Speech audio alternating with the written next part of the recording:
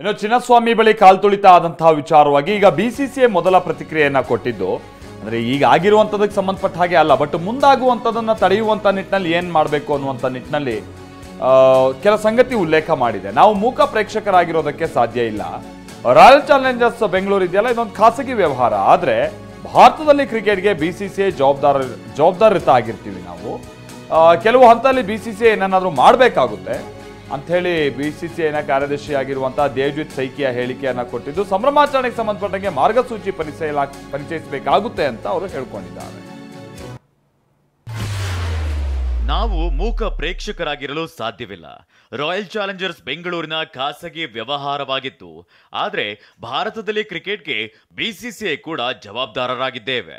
ಕೆಲವು ಹಂತದಲ್ಲಿ ಭಾರತೀಯ ಕ್ರಿಕೆಟ್ ನಿಯಂತ್ರಣ ಮಂಡಳಿ ಏನನ್ನಾದರೂ ಮಾಡಬೇಕಾಗ್ತದೆ. ಹಲವು ಹಂತದಲ್ಲಿ ಭಾರತೀಯ ಕ್ರಿಕೆಟ್ ನಿಯಂತ್ರಣ ಮಂಡಳಿ ಏನನ್ನಾದರೂ ಮಾಡಬೇಕಾಗ್ತದೆ. ಸಂಭ್ರಮಾಚರಣೆಗೆ ಮಾರ್ಗಸೂಚಿ ಪರಿಚಯಿಸಲು ಬಿಸಿಸಿಐ ಯೋಚಿಸುತ್ತಿದೆ.